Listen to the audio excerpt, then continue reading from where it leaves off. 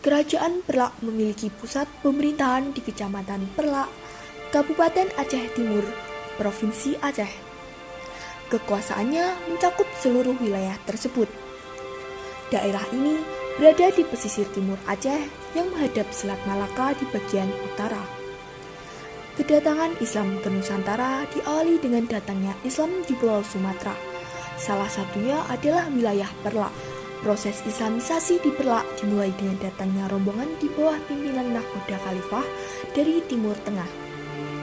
Mereka melakukan Islamisasi dengan cara menikahi wanita-wanita Perlak, sehingga lahirlah keturunan campuran antara orang Arab dan penduduk pribumi Perlak. Akhirnya, Islam berkembang dan berhasil membentuk Kesultanan Islam pertama, yaitu Perlak pada tahun 840 Masehi dengan Sultan pertama yaitu Sultan Alaiddin Syed Maulana Abdul Aziz Shah. Kesultanan Islam Perlak ini dipengaruhi oleh aliran Syiah. Tidak bisa dipungkiri, Syiah telah masuk ke Perlak bukanlah tanpa sebab.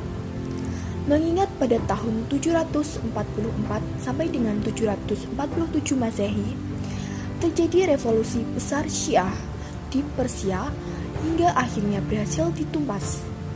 Dan orang-orang Syiah pergi menyebar di wilayah Perlak. Namun pada masa Sultan Perlak ketiga, aliran Sunni telah menyebar di kerajaan ini. Hal ini tidak disukai oleh Sultan Perlak yang beraliran Syiah yaitu Sultan yang ke-1, 2, dan 3. Hingga akhirnya terjadi pergolakan hebat antara Syiah dan Sunni yang berujung pada kekosongan kepemimpinan selama 2 tahun. Yaitu tahun 913 sampai dengan 915 Masehi. Dalam peperangan ini, Syiah menang dan berhasil memegang kekuasaan dan dipimpin oleh Sultan yang keempat. Namun di akhir kekuasaannya, terjadi lagi pergolakan dan akhirnya dimenangkan oleh aliran Sunni. Sehingga sultan-sultan berikutnya yaitu Sultan ke-5, 6, dan 7 berasal dari golongan Sunni.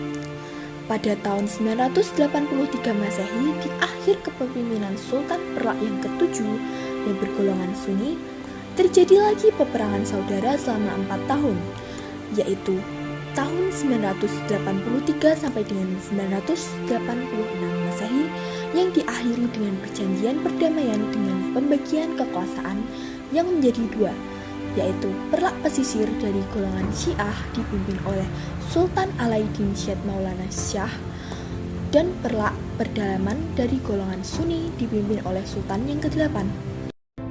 Hal ini dimanfaatkan Kerajaan Sriwijaya untuk menyerang Perlak sekitar tahun 986 Masehi.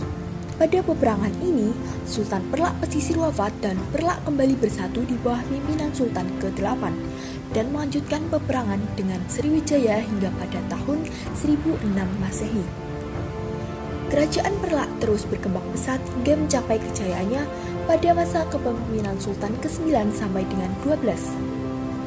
Kerajaan Perlak dikenal sebagai penghasil kayu Perlak, yaitu jenis kayu yang sangat bagus untuk membuat kapal kerajaan. Sehingga para pedagang dari Gujarat, Arab, dan Persia tertarik datang ke daerah Perlak untuk melakukan perdagangan. Hal inilah yang membuat Perlak berkembang sebagai bandar niaga yang sangat maju. Seiring berjalannya waktu, kerajaan Perlak mulai melemah dari masa kepemimpinan Sultan ke-13 sampai Sultan yang terakhir. Hingga pada tahun 1292, kedaulatan Perlak benar-benar berakhir dan kekuasaan Islam digantikan oleh kerajaan Samudra Pasai. Penyebab runtuhnya kerajaan Perlak yaitu serangan dari kerajaan Sriwijaya, perkembangan kerajaan Malaka, dan adanya serbuan dari kerajaan Majapahit, dan adanya pernikahan dengan kerajaan tetangga. Adapun peninggalan kerajaan Perlak diantaranya yaitu 1. Mata uang kerajaan Perlak, 2. Stempel kerajaan, 3. Makam Raja Benoa, 4. Buku Zuvanzi, dan yang kelima, naskah Hikayat Aceh.